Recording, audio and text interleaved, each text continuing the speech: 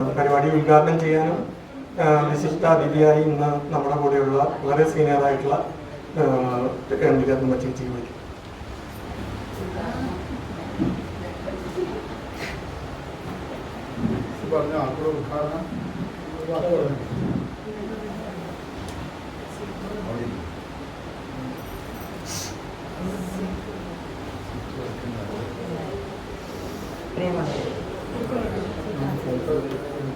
നല്ല മഴയും തണുപ്പൊക്കെയുള്ള ഈ സമയത്ത്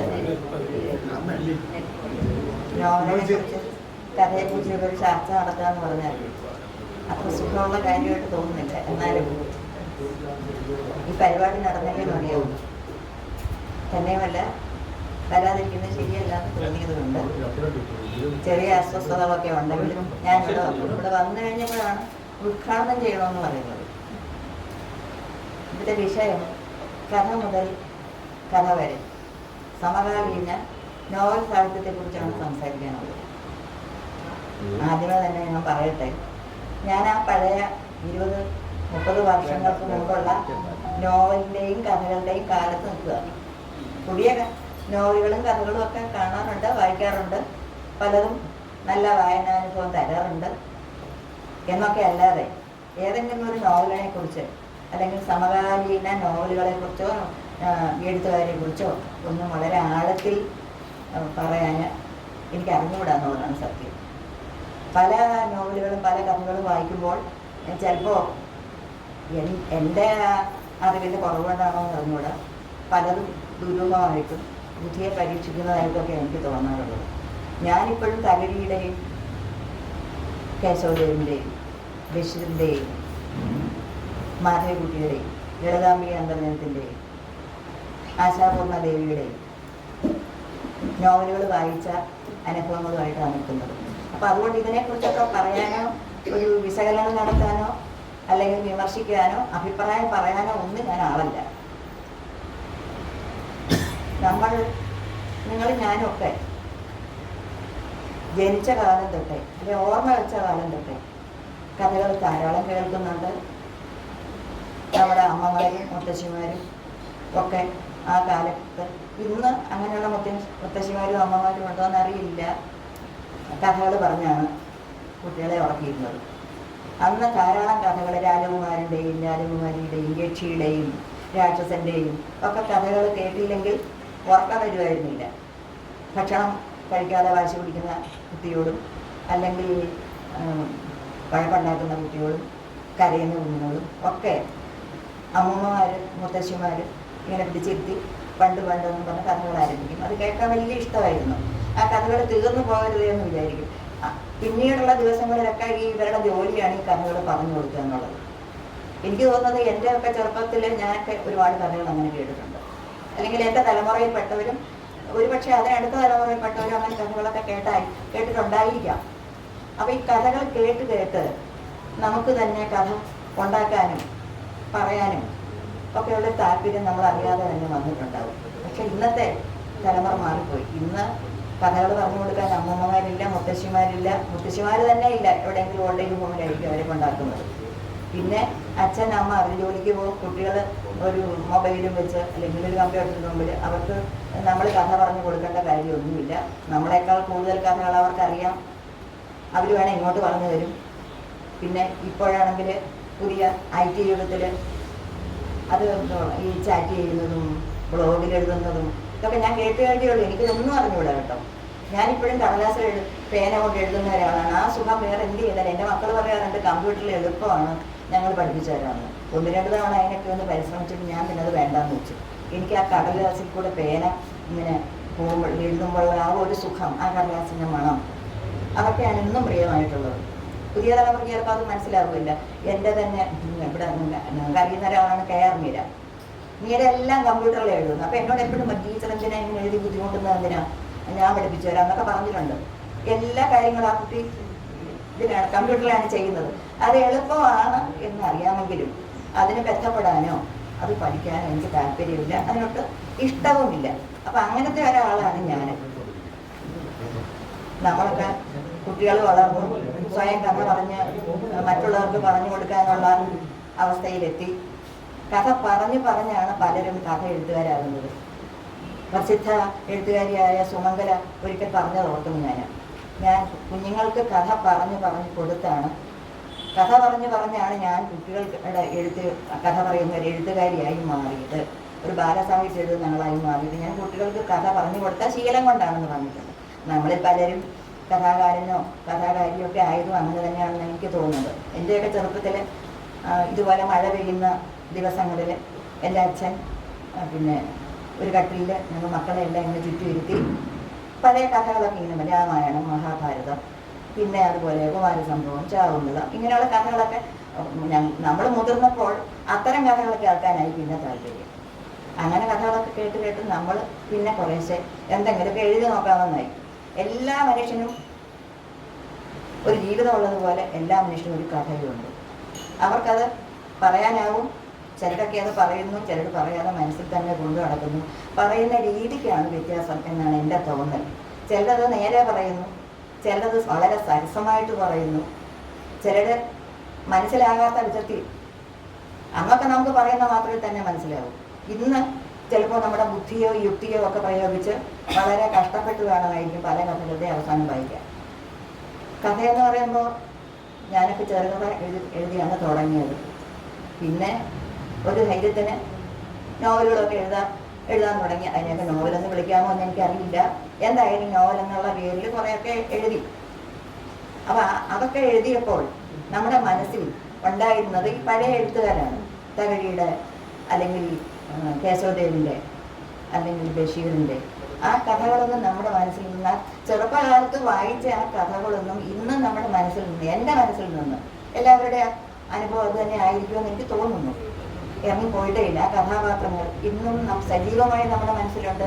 അവർ പറഞ്ഞതെല്ലാം ഹൃദിസ്ഥമാണ്. ഓരോ പേജും അല്ലെങ്കിൽ അവരുടെ അതിനകത്ത് അങ്ങോട്ടും ഇങ്ങോട്ടും പറഞ്ഞ അവരുടെ സംസാരം അല്ലെങ്കിൽ കഥ സന്ദർഭങ്ങൾ, ഇതൊന്നും നമുക്ക് മറക്കാൻ പറ്റുന്നില്ല. ഈ സമകാലീന നോവലിൻ്റെ കാര്യം പറയുമ്പോൾ ഞാൻ നേരത്തെ തന്നെ പറഞ്ഞ് എനിക്ക് അതുമായിട്ട് വലിയ പരിചയമില്ല. എങ്കിലും ചില നോവലുകളൊക്കെ എനിക്ക് ഇഷ്ടപ്പെട്ടിട്ടുണ്ട്, ചിലതൊക്കെ. എന്നാൽ പോലും തകഴിയുടെയോ കേശവദേവിൻ്റെയോ അല്ലെങ്കിൽ അന്നത്തെ തലമുറയിൽപ്പെട്ട ആളുകളുടെ നോവല്, മാധവകുട്ടിയുടെ കഥകൾ, ചുവന്ന പാവാട, തണുപ്പ്, പക്ഷിയിടമണം, ഇങ്ങനെ കുറേ കഥകളുണ്ട്, നുണകൾ. ഈ കഥയൊക്കെ വായിച്ച അന്നത്തേതുപോലെ തന്നെ സജീവമായിട്ട് ഇപ്പോഴും മനസ്സിൽ നിൽക്കുകയാണ്. ഞാനത് മുമ്പൊരിക്കൽ പറഞ്ഞാണ് ബഷീറിൻ്റെ കഥാപാത്രങ്ങൾ. അദ്ദേഹത്തിൻ്റെ കഥകൾ മനുഷ്യൻ്റെ ജീവിതവുമായിട്ട് ബന്ധപ്പെട്ട് നിൽക്കുന്ന കഥകളാണ്. ഇന്നും ജീവിതം എല്ലായിടത്തും എല്ലാ കാലത്തും ഒരുപോലെ തന്നെയാണ്. പിന്നെ കാലം മാറുന്നതനുസരിച്ച് ഒരുപാട് മാറ്റങ്ങൾ വരും. അപ്പോൾ എഴുത്തിലും ആ മാറ്റങ്ങളൊക്കെ വരും. എഴുത്തിൻ്റെ രീതിയിൽ, ശൈലിയിൽ ഒക്കെ മാറ്റം വരുമെന്നുള്ളത് സത്യം തന്നെയാണ്. എങ്കിൽ പോലും കഴിഞ്ഞ ദിവസം ഡോക്ടർ ആനന്ദനോട് സംസാരിച്ചപ്പോൾ ഞാൻ പറയുണ്ടായി, എനിക്ക് പലപ്പോഴും തോന്നാറുള്ളത് അക്കാലത്തെ കഥകളിലെ ഒരു പ്രധാന വിഷയം, പല വിഷയങ്ങളും ഉണ്ടായിരുന്നു, ജന്മികുടിയാൻ ബന്ധം, കൃഷിക്കാരൻ്റെ കാര്യം അല്ലെങ്കിൽ കർഷകരുടെ കാര്യം, ഭൂമിക്ക് വേണ്ടി കഷ്ടപ്പെടുന്ന ആളുകളുടെ കാര്യം, ഇതൊക്കെ വിഷയങ്ങളായിരുന്നുവെങ്കിലും എല്ലാറ്റിലും ഒരു പശ്ചാത്തലമായിട്ട് നിന്നിരുന്നൊരു പ്രധാന വിഷയം ദാരിദ്ര്യമായിരുന്നു. അന്നത്തെ കഥകളൊക്കെ ഒന്ന് എടുത്തു നോക്കിയാൽ എല്ലാറ്റിലും പ്രധാന വിഷയം ദാരിദ്ര്യം തന്നെയാണ്. കഥയുടെ കാരണവരെന്ന് നമുക്ക് വേണമെന്ന് പറയാവുന്ന കാര്യവും നിലകണ്ട പുള്ളിയുടെ പൊതിച്ചോറെന്നൊരു കഥയുണ്ട്. ആ കഥയൊക്കെ നമുക്ക് എങ്ങനെ മറക്കാൻ പറ്റും? ഒരു വിദ്യാർത്ഥിയുടെ പൊതിച്ചോറ് മോഷ്ടിച്ച് കഴിക്കുന്ന അധ്യാപകൻ്റെ കഥയാണത്. ഇന്ന് അത്തരത്തിലുള്ള ഒരു ദാരിദ്ര്യമോ വിശപ്പോ അല്ലെങ്കിൽ ഇതുപോലെ ഒരു വിദ്യാർത്ഥിയുടെ പൊതിച്ചോറ് കെട്ടു തിന്നുന്ന, മോഷ്ടിച്ച് തിന്നുന്ന ഒരു അധ്യാപകനെയോ ഇന്നത്തെ തലമുറയ്ക്ക് സങ്കല്പിക്കാൻ പോലും ആവില്ല. ഇന്നത്തെ ദാരിദ്ര്യം ഇല്ലെന്ന് തന്നെ പറയാം. നമ്മുടെ ദരിദ്രമുക്ത കേരളമാണൊക്കെയാണല്ലോ പറയുന്നത്.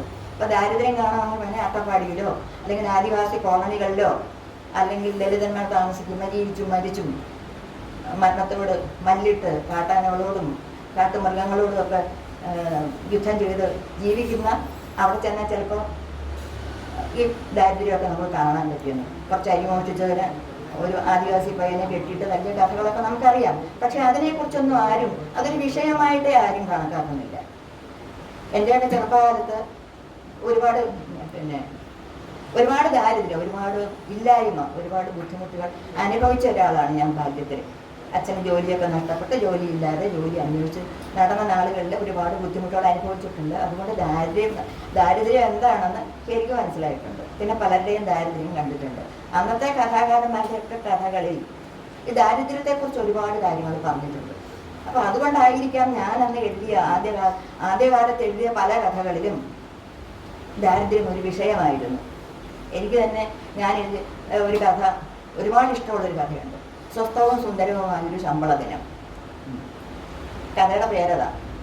അതായത് ജീവിതത്തിൻ്റെ രണ്ടറ്റവും കൂട്ടിമുട്ടിക്കാൻ നിവർത്തിയില്ലാത്ത ഒരു ഉദ്യോഗസ്ഥൻ മാസാവസാനം കിട്ടുന്ന ആ പണം കൊണ്ട് വീട്ടിൽ വരുമ്പോഴത്തേക്കും വീട്ടുമുറ്റത്ത് ഒരുപാട് പേര് കാത്തു നിൽക്കുകയാണ്. പാലിൻ്റെ കാശ് മേടിക്കാൻ, പത്രത്തിൻ്റെ പണം മേടിക്കാൻ, പച്ചക്കറി പണം മേടിക്കാൻ, വീട് വാടകയ്ക്ക് കൊടുത്തിരിക്കുന്ന വീട്ടുടമസ്ഥൻ വാടക പിരിക്കാൻ, അങ്ങനെ ഒരുപാട് പേര് നിൽക്കുകയാണ്.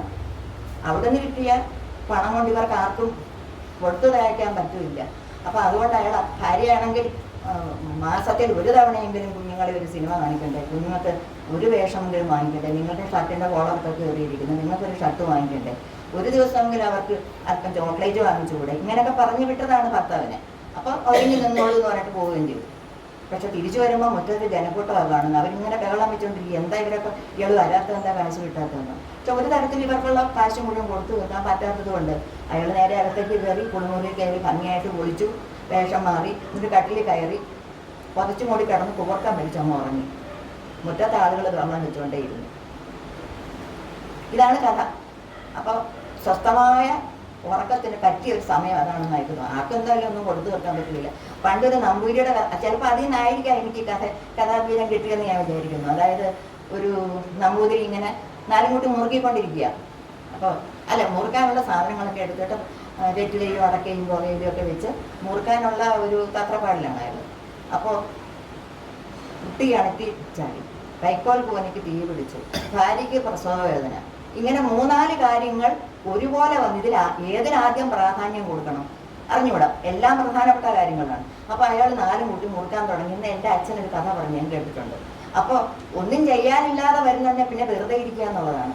ഈ കാശൊന്നും ആർക്കും കൊടുക്കാൻ പറ്റും. അപ്പോൾ ഇങ്ങനെ പല കഥകളിലും ഞാൻ ഈ ദാരിദ്ര്യത്തെക്കുറിച്ച് എഴുതിയിട്ടുണ്ട്. അന്നത്തെ ഒരുപാട് എഴുത്തുകാരും ദാരിദ്ര്യത്തെക്കുറിച്ച് എഴുതിയിട്ടുണ്ട്. പക്ഷേ സമകാലീന കഥകളിലേക്കും നോവലിലേക്കും വരുമ്പോൾ ഈ ദാരിദ്ര്യത്തെക്കുറിച്ചോ പട്ടിണിയെക്കുറിച്ചോ ആരും എഴുതി ഞാൻ കാണുന്നില്ല. ചിലപ്പോൾ ഞാൻ കാണാത്തതാകാം.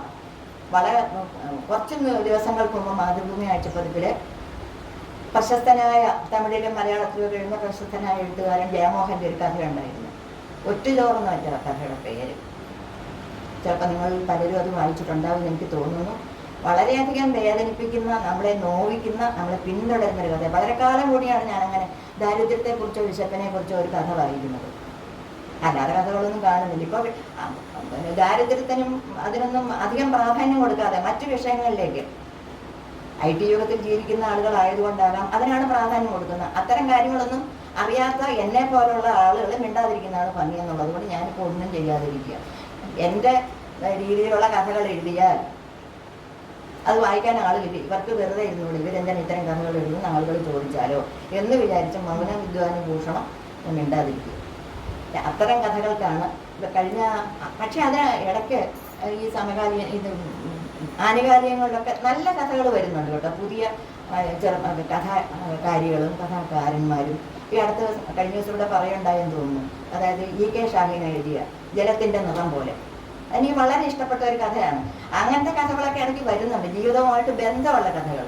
ജീവിതവുമായിട്ട് ബന്ധമില്ലാത്ത ഈ അടുത്ത സമയത്ത് ഞാനൊരു കഥ എഴുതി, പ്രശസ്തനായ ഒരാൾ എഴുതിയ കഥ തന്നെയാണ്. എങ്കിലും അത് വായിച്ച് തീർക്കാൻ ഞാൻ കുറച്ച് ബുദ്ധിമുട്ടി. കാരണം പേജുകൾ ഇങ്ങനെ നീണ്ടു കിടക്കുക. ഒരു കഥ വായിക്കുമ്പോൾ അതിൻ്റെ രൂപം ചെറുതായിരിക്കണം, അത് ഭംഗിയുള്ളതായിരിക്കണം, അതിൻ്റെ ശൈലി, വിഷയം, ഇതൊക്കെ പ്രധാനമാണ്. ചെറുകഥയെ സംബന്ധിച്ചോളം അത് ഏറ്റവും ചെറുതായിരിക്കുക എന്നുള്ളതാണ് അതിൻ്റെ ഭംഗി. പക്ഷേ ഇപ്പോൾ വരുന്ന ഏത് മാസിക എടുത്ത് നോക്കിയാലും വീക്കിലി എടുത്ത് നോക്കിയാലും അതിനകത്തെ കഥകളെല്ലാം 8-10 പേജുകളാണ്. അപ്പോൾ ഒരു പുറം വായിച്ചു കഴിയുമ്പോൾ നമുക്ക് ചില കഥകൾ ചിലപ്പോൾ അങ്ങ് വായിച്ചു പോകും. ചില കഥകൾ വളരെ വിരസമായിട്ട് തോന്നാറുണ്ട്. ഒരു പേജ് കഴിയുമ്പോൾ മറിച്ച് നോക്കി ഇനി എത്ര പേജും കൂടെ ഉണ്ടെന്ന്. അങ്ങനെ നോക്കിയാണ് അവസാനം വരെ എത്തുന്നത്. ചിലതൊക്കെ നമ്മളെ ക്ഷമ നശിച്ച് നിർത്തിയിട്ട് പോകാറുണ്ട് ചില കഥകളൊക്കെ. അങ്ങനെ ഈ അടുത്ത കാലത്ത് ഞാൻ കഥ വായിച്ചു. എന്തിനാ കഥ അദ്ദേഹം എഴുതിയെന്നുള്ളത് എനിക്ക് അറിഞ്ഞൂടെ. എനിക്കറിയാമെങ്കിൽ എൻ്റെ അജ്ഞതയാകാം, അല്ലെങ്കിൽ എനിക്കത് മനസ്സിലാക്കിയെടുക്കാനുള്ള ബുദ്ധിമുട്ടുണ്ടാകാം. ഞാൻ എഴുത്തുകാരനെ കുറ്റം പറയുന്നില്ല. എനിക്ക് മനസ്സിലാകാത്തതെല്ലാം മോശമെന്ന് ഞാനത് പറയുകയില്ല. പലരും എഴുതുന്ന കഥകൾ എനിക്ക് മനസ്സിലാകുന്നില്ല, അതുകൊണ്ട് അതൊന്നും മോശമാണെന്ന് എനിക്ക് അഭിപ്രായമില്ല. രാജകുമാരൻ്റെയും രാജകുമാരിയുടെയും കഥകളുടെ കാലത്ത് നിന്ന് നമ്മൾ സാധാരണക്കാരൻ്റെ കഥകൾ പറയുന്ന ലോകത്തേക്ക് വന്നു. അത്തരം കഥകളും നോവലുകളും ധാരാളം ഉണ്ടായി. അത് കഴിഞ്ഞിട്ടിപ്പോൾ എല്ലാ പ്രസിദ്ധീകരണങ്ങളുടെയൊക്കെ എണ്ണം കുറഞ്ഞു വന്നു. അല്ലെങ്കിൽ അതിൻ്റെ കൂടുതൽ ആളുകൾ വായിക്കാൻ മെനക്കെടുന്നില്ല. എല്ലാവർക്കും ഇതിൽ കിട്ടും, ഗൂഗിളിൽ കിട്ടും, അല്ലെങ്കിൽ നെറ്റിൽ കിട്ടും. അപ്പോൾ അങ്ങനെയുള്ള സൗകര്യം കൊണ്ടുകൂടെ ആവാം എല്ലാവരും വാളെടുത്തവരെല്ലാം വെളിച്ചപ്പാടെന്ന് പറഞ്ഞതുപോലെ എഴുതാൻ കുറച്ചെങ്കിലും അറിയാവുന്നവരെല്ലാം എഴുതുന്നുണ്ട്. അതിൽ പലതും നല്ല കഥകളാണ്. ഇപ്പം ഇവിടെ എൻ്റെ മുമ്പിലിരിക്കുന്ന നിങ്ങളിൽ പലരും നല്ല കഥാകാരന്മാരാണ്, നല്ല കഥാകാരികളാണ്. എന്നേക്കാൾ ഒരുപക്ഷെ നന്നായിട്ട്, എന്നേക്കാളെന്ന് പറഞ്ഞാൽ ഞാൻ വലിയ ആളായിട്ടല്ല പറഞ്ഞത്, എങ്കിൽ പോലും നല്ല കഥകളും കവിതകളും എഴുതുന്ന പലരും ഇവിടെ ഇപ്പോൾ ഇരിപ്പുണ്ട്. ഇതിനു മുമ്പ് വന്നിട്ടും അങ്ങനത്തെ ഒരുപാട് ആളുകളുണ്ട്. അപ്പോൾ അങ്ങനെ നല്ല എഴുതാൻ കഴിവുള്ള പുതിയ കാര്യങ്ങൾ മനസ്സിലാക്കി പഠിച്ച് ഗവേഷണം നടത്തി പറയാനും എഴുതാനും കഴിവുള്ള അനേകം പേരുണ്ട്. പിന്നെ എനിക്കൊരു അഭിപ്രായമുണ്ട്, മനുഷ്യൻ്റെ കഥ എവിടെയായാലും ഒന്ന് തന്നെയാണ്. കഥയ്ക്ക് വേണ്ട ഏറ്റവും വലിയൊരു പ്രത്യേകത എന്ന് ഞാൻ വിശ്വസിക്കുന്നത് അത് ഹൃദയ ദ്രവീകരണ ശക്തിയുള്ളതായിരിക്കണമെന്ന് തോന്നുന്നു. വെറുതെ ഇങ്ങനെ വായിച്ച് കുറേ മനസ്സിലാകാത്ത വിധത്തിൽ കുറേയേറെ പിന്നെ നമ്മുടെ വൈദഗ്ധ്യമോ അല്ലെങ്കിൽ നമ്മുടെ ജ്ഞാനമോ അറിവോ കാണിക്കാൻ വേണ്ടി കഥ എഴുതാതെ മനുഷ്യൻ ജീവിതവുമായിട്ട് ബന്ധമുള്ള, അത് ഏത് സ്റ്റൈലിലായാലും, പഴയ സ്റ്റൈലായാലും പുതിയ സ്റ്റൈലായാലും നമ്മുടെ മനസ്സിൽ ചെറിയ ഒരു നോവെങ്കിലും ഉണ്ടാക്കുന്നതായിരിക്കണം കഥ എന്നാണ് എൻ്റെ ഒരു വിശ്വാസം. എന്തെങ്കിലും നമ്മുടെ മനസ്സിലൊന്ന് ശേഷിപ്പിക്കണം. ഈ കഥ എന്തിനു എഴുതി എന്ന് വായനക്കാരനെ കൊണ്ട് ചോദിപ്പിക്കാത്ത വിധം അങ്ങനെ എഴുതുന്ന ഒരുപാട് ആളുകളുണ്ട്. അങ്ങനെയുള്ളൊരു കഥയാണ് ജലത്തിൻ്റെ നിറം പോലെ എന്ന് ഇ കെ ഷാഹിന എഴുതിയ കഥ. അതുപോലെ ജയമോഹൻ്റെ ഞാൻ വായിച്ച അങ്ങനത്തെ കുറേ കഥകളുണ്ട്. അങ്ങനത്തെ നോവലുകളും ഉണ്ട്. ഇപ്പോൾ 3-4 നോവലുകൾ ഞാൻ വായിച്ചുകൊണ്ടിരിക്കുകയാണ്. അതിൽ ചിലതൊക്കെ എനിക്ക് ഇഷ്ടപ്പെട്ടു. നമുക്ക് അത് വായിച്ച് തീർക്കണം എന്നൊരു തോന്നലുണ്ട്. ചിലതൊക്കെ കുറേ വായിച്ചിട്ടും വെറുതെ സമയം കളയേണ്ട എന്നൊരു തോന്നൽ മടക്കി വെക്കുന്നുമുണ്ട്. അപ്പോൾ നമ്മളെ അങ്ങനെ വായനക്കാരനെ ഒപ്പം കൂട്ടുന്ന, അതുപോലെ വായനക്കാരൻ്റെ ഹൃദയത്തിൽ എന്തെങ്കിലും ഒരു വികാരം സൃഷ്ടിക്കുന്ന, അടുപ്പിക്കുന്ന, മനുഷ്യത്വം ചെറിയ തോതിലെങ്കിലും ഉണ്ടാക്കാൻ കഴിയുന്ന കഥകളും നോവലുകളുമാണ്. അത് ആ പഴയ കാലത്തായാലും അത് ഈ കാലത്തായാലും അത്തരം കഥകളോടാണ് എനിക്ക് താല്പര്യം. എല്ലാവരുടെയും താല്പര്യം എനിക്ക് അറിഞ്ഞുകൂടാ. എന്തായാലും അത്തരം കഥകളാണ് കാലാധിപത്യമായിട്ട് എന്ന് നിലനിൽക്കുക. അങ്ങനെയുള്ളതിനൊക്കെ ആയിരിക്കും ക്ലാസിക്കുകളും നമ്മൾ പറയുക. മഹാഭാരതം, രാമായണം മുതലായ കൃതികളൊക്കെ ഇന്ന് നിലനിൽക്കുന്നത് അതിലെ കഥാസന്ദർഭങ്ങളും കഥാപാത്രങ്ങളും അതിൽ ഇല്ലാത്തതൊന്നും നമ്മൾ ഇതുവരെ ആരും എഴുതിയിട്ടില്ല. അതിൽ നിന്ന് പൊട്ടിത്തെറിച്ചുണ്ടായ കഥകളും നോവലുകളുമാണ് നമ്മൾ ഇന്നും എഴുതിക്കൊണ്ടിരിക്കുന്നത്, ഇന്നും വായിക്കുന്നത്. അപ്പോൾ അതുപോലെയുള്ള കൃതികളാണ് എന്നും മനുഷ്യനെ ആകർഷിക്കുക. അങ്ങനെയുള്ള കഥകൾ എഴുതാനാണ് നമ്മൾ ശ്രമിക്കേണ്ടത്. ഇപ്പോൾ ഈ അടുത്ത സമയത്ത് പിന്നെ ബുക്കർ സമ്മാനം കിട്ടിയ ഒരു എഴുത്തുകാരി, അതായത് ബാനു മുസ്താഖ് എന്ന് വെച്ചാൽ അവരുടെ പേരെന്തോ. അപ്പം അവരുടെ പുസ്തകം എനിക്ക് വായിക്കാൻ കിട്ടിയില്ല, അതിൻ്റെ വിവർത്തനമൊക്കെ എനിക്ക് വായിക്കാൻ പറ്റും. പക്ഷെ അതിനെക്കുറിച്ചൊരു ചെറിയൊരു വിമർശനം, ചെറിയൊരു പഠനം ഞാൻ ഒരു ലേഖനത്തിൽ വായിക്കുകയുണ്ടായി. അപ്പോൾ ആ ലേഖകൻ പറഞ്ഞിരിക്കുകയാണ്, സാധാരണ വിഷയമാണ് അവർ പറഞ്ഞിരിക്കുന്നത്, പക്ഷേ അത് 2 സ്ത്രീകളുടെ കഥയാണ്. ആ സ്ത്രീയുടെ പേര്, അതായത് ധനികയായ ഷബിയ എന്ന് പറയുന്ന ധനികയായ വീട്ടുടമസ്ഥ, അവിടെ വേലക്കാരിയായിട്ട് വരുന്ന യസീൻ ബുവ എന്ന് പറയുന്ന വേലക്കാരി. ആ കഥയുടെ പേര് ഇതൊരു തർജ്ജമ ചെയ്ത് ഇംഗ്ലീഷിലേക്ക് ആക്കിയ അവർ പേര് കൊടുത്തിരിക്കുന്ന ഷ്രൗഡ് എന്നാണ്. അതിൻ്റെ കന്നഡയിലുള്ള ആ പേര് പറഞ്ഞിട്ടില്ല. അപ്പോൾ ഈ സ്ത്രീ അവിടെ രാവിലെ മുതൽ ഇങ്ങനെ ജോലി ചെയ്യുന്ന സ്ത്രീയാണ് ഈ യസീൻ ബുവ എന്ന് പറയുന്ന ജോലിക്കാരി. അവിടുത്തെ ധനാഢ്യയായ വീട്ടുകാരിയാണ് ഷബിയ. അവർ ഹജ്ജിന് പോകാനായിട്ട് ശ്രമിക്കുന്നു, പ്ലാൻ ഇടുന്നു, ഭർത്താവ് അവരും കൂടെ പോകാൻ വേണ്ടിയിട്ട്. അപ്പോൾ ഹജ്ജിന് പോകുന്നതിന് മുമ്പ് സുഹൃത്തുക്കൾക്കും ബന്ധുക്കൾക്കും ഒക്കെ ആയിട്ട് അവരൊരു വിരുന്ന് സൽക്കാരം നടത്തുന്നു. വിരുന്ന് സൽക്കാരം രാവിലെ മുതൽ വലിയ ബഹളമായിരുന്നു. അതെല്ലാം നടത്തി. അപ്പം ഒരുപാട് പാത്രങ്ങൾ ഇങ്ങനെ കുഞ്ഞു കൂടി കിടക്കുന്നു. അതെല്ലാം കഴുകി വൃത്തിയാക്കിയിട്ട് ഈ യസീൻ ബുവ എന്ന് പറയുന്ന വേലക്കാരി പോകാൻ നേരം ഒരു 6000 രൂപ അവർ വളരെ നാളായിട്ട് ഇങ്ങനെ ശേഖരിച്ച് വെച്ചിരുന്നതാണ്.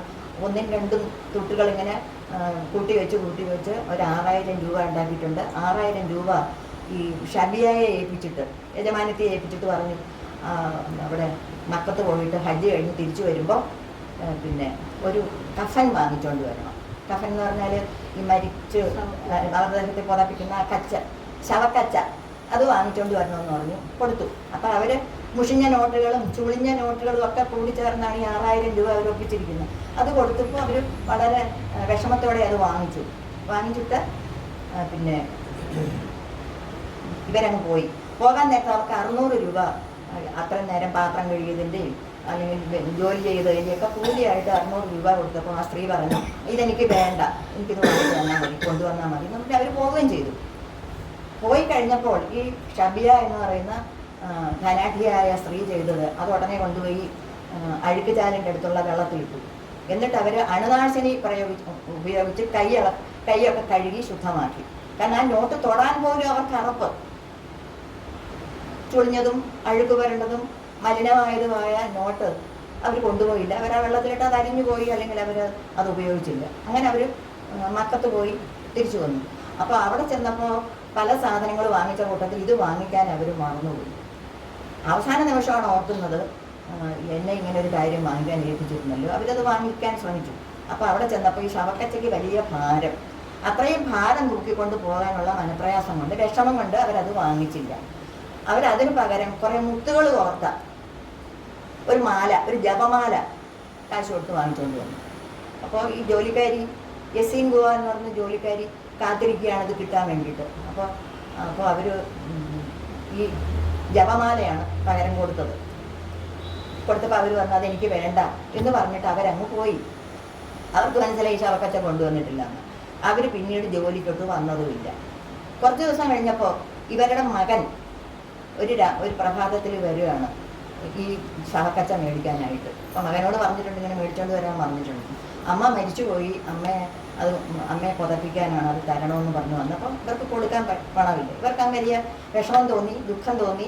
ഇവരാ മരണ വീട്ടിൽ ചെന്നു. മറ്റാളുകളുടെ മുന്നിൽ വെച്ച് മറ്റാളുകൾ, ബന്ധുക്കളോ സുഹൃത്തുക്കളോ അല്ലെങ്കിൽ അവർക്ക് അടുപ്പമുള്ളവരോ കരയുന്നതിനേക്കാൾ ഉച്ചത്തിൽ ഇവർ അലറി കരയുകയും ചെയ്തു. അപ്പോൾ എല്ലാവരും വിചാരിച്ചു, ഇവരെത്ര നല്ല ഇത്ര ധനികയായിട്ടും ഇത്ര സമ്പന്നയായിട്ടും ഒരു ജോലിക്കാരി മരിച്ചപ്പോൾ ഇവരിങ്ങനെ കരയുന്നല്ലോ എന്നുള്ള ആളുകൾക്കൊക്കെ അത്ഭുതം തോന്നി. പക്ഷെ അവർ കരഞ്ഞത് അതുകൊണ്ടല്ല, മരണ സമയത്ത് അവരുടെ ഒരു ആഗ്രഹം സാധിക്കാൻ എനിക്ക് സാധിച്ചില്ലല്ലോ, അതുകൊണ്ട് ഞാൻ അങ്ങേ ലോകത്ത് ചെല്ലുമ്പോൾ എനിക്ക് നരകമാണോ കിട്ടുക എന്നാലോചിച്ചിട്ടാണ് അവർ കരഞ്ഞത്. അവർ ആ ചടങ്ങുകളിലൊക്കെ പങ്കെടുത്തിട്ട് തിരിച്ചു പോരുകയും ചെയ്തു. ഇതാണ് കഥ. അത് വളരെ ലളിതമായ ഭാഷയിലാണ് എഴുതിക്കുന്നത്. അതിൽ ആ വിഷയം വായിച്ച കണ്ടാൽ നമുക്കത് വലിയ പുതുമയുള്ള വിഷയമായിട്ടൊന്നും തോന്നുന്നില്ല. പക്ഷെ ഇങ്ങനെയുള്ള ഒരു കഥ, ഈ കഥ അല്ലെങ്കിൽ ഇതുപോലെയുള്ള കഥകളുള്ള ഒരു ചെറുകഥാ സമാഹാരത്തിനാണ് ഇപ്പോൾ ബുക്കർ പ്രൈസ് കിട്ടിയത്. അപ്പോൾ കഥയുടെ വിഷയം അല്ലെങ്കിൽ കഥ എഴുതുന്ന ശൈലി, കഥയുടെ ഭാഷ, അത് അവതരിപ്പിക്കുന്ന രീതി, ഇതൊക്കെയാണ് പ്രധാനം എന്നാണ് ഞാൻ മനസ്സിലാക്കുന്നത്. അപ്പോൾ ഏത് പ്രൈസ് കിട്ടണം, സമ്മാനം കിട്ടിയതുകൊണ്ട് പുരസ്കാരം കിട്ടിയതുകൊണ്ട് ഒന്നും വലിയതാകുന്നില്ല, മഹത്തരമാകുന്നില്ല. ഇപ്പോൾ വിദേശങ്ങളിലോ അല്ലെങ്കിൽ പല സ്ഥലങ്ങളിലോ ചെന്ന് ഒരുപാട് ഗവേഷണങ്ങൾ നടത്തി പഠിച്ച് വിഷയങ്ങൾ, അങ്ങനെ ഒരുപാട് പേര് ഇപ്പോൾ നോവലുകൾ എഴുതുന്നുണ്ട്. ഇപ്പോൾ പുതിയ നോവലുകളെല്ലാം പരിശോധിച്ചാൽ കാണാം, അവരെല്ലാം ഒരുപാട് യാത്രകൾ ചെയ്ത് ആരും കാണാത്ത ആരും അറിയാത്ത പ്രദേശങ്ങളിൽ ചെന്ന് അവിടെയുള്ള സ്ഥലങ്ങളൊക്കെ പഠിച്ച് അവിടെയുള്ളവരോട് ഇടപെട്ട് അവരുടെ കഥകൾ മനസ്സിലാക്കി കഥകൾ എഴുതുന്നു. അത്തരം കഥ ഇപ്പോൾ ഒരു 3-4 നോവലുകൾ ഞാൻ വായിച്ചതും എല്ലാം അത്തരം വിഷയങ്ങളാണ്. ഒന്നും നമ്മുടെ രാജ്യവുമായിട്ട് ബന്ധപ്പെട്ട കഥകളല്ല. പിന്നെ അവിടുത്തെ കഥ പറഞ്ഞാലും ഇവിടുത്തെ കഥ പറഞ്ഞാലും എല്ലാം മനുഷ്യൻ്റെ കഥ തന്നെ. അവിടെയും ഇവിടെയും എല്ലാം മനുഷ്യർ തന്നെയാണ്. മനുഷ്യരുടെ ജീവിതം, മനുഷ്യൻ്റെ ദുഃഖം, അവൻ്റെ വിഷമം, അവരുടെ ദാരിദ്ര്യം, ഇതെല്ലാം എല്ലാ സ്ഥലങ്ങളിലും ഒരുപോലെയാണ്. അപ്പോൾ എവിടെ ചെന്ന് ഏത് കഥ എഴുതിയാലും അത് കഥ തന്നെയാണ്. പക്ഷേ ആ കഥയ്ക്ക് മനുഷ്യനെ ആകർഷിക്കാനുള്ള അല്ലെങ്കിൽ മനുഷ്യൻ്റെ മനസ്സിൽ ചെറിയ നോവെങ്കിലും അല്ലെങ്കിൽ വായിച്ചു കഴിഞ്ഞ് കുറച്ച് സമയമെങ്കിലും നമുക്കതിനെ ചിന്തിക്കാനുള്ള, അതിനെക്കുറിച്ച് ചിന്തിക്കാനുള്ള ഒരു അവസരം തരുന്ന കഥകൾ ഏത് കാലത്തായാലും ഏത് ഭാഷയിലായാലും അങ്ങനെയുള്ള കഥകളാണ് നിലനിൽക്കുക. അപ്പോൾ അങ്ങനെയുള്ള കഥകൾ ഈ കാലത്തും ഉണ്ടാകുന്നുണ്ട്. പിന്നെ നേരത്തെ ഞാൻ പറഞ്ഞു, പുതിയ കഥകളെക്കുറിച്ച് എനിക്ക് കൂടുതലൊന്നും അറിഞ്ഞുകൂടാ, അല്ലെങ്കിൽ അതിനെക്കുറിച്ച് ഞാൻ ധാരാളമായിട്ട് പഠിച്ചിട്ടില്ല. അങ്ങനെ പഠിച്ചിട്ട് ഇനി ഒരു അവസരത്തിൽ പറയാൻ പറ്റുമെങ്കിൽ അപ്പോൾ പറയാം. ഇപ്പോൾ എന്തായാലും ഞാൻ അതിനെക്കുറിച്ചൊന്നും പറയാൻ ഉദ്ദേശിക്കുന്നില്ല. ഇപ്പോഴും എൻ്റെ അല്ലെങ്കിൽ എന്നെ പോലെയുള്ള കുറേ ആളുകളെങ്കിലും ഉണ്ടെന്ന് കരുതുന്നു. അവർക്കൊക്കെ ഇങ്ങനെ നമ്മുടെ മനസ്സിനെ ആകർഷിക്കുന്ന, മനസ്സിലൊരു ചെറിയ വിങ്ങലെങ്കിലും ചെറിയൊരു വേദനയെങ്കിലും ഉണ്ടാക്കുന്ന, എന്തുകൊണ്ടാണ് നമ്മൾ പിന്നെ അദ്ദേഹത്തിൻ്റെ ജന്മദിനം എപ്പോഴും ആലോചിക്കുന്നത് എന്തുകൊണ്ടാണ്? ബഷീറിൻ്റെ ജന്മദിനം നമ്മൾ ഒരിക്കലും മറക്കുന്നില്ല. പട്ടിണി, പൂർണ്ണമായ ദാരിദ്ര്യം, പട്ടിണി, വിശപ്പ് സഹിക്കാൻ വേണ്ടിയിരിക്കുക. അടുത്ത മുറിയിൽ പിന്നെ അയാളുടെ കൂട്ടുകാരൻ നല്ല ഭക്ഷണമൊക്കെ ഉണ്ടാക്കുന്നു.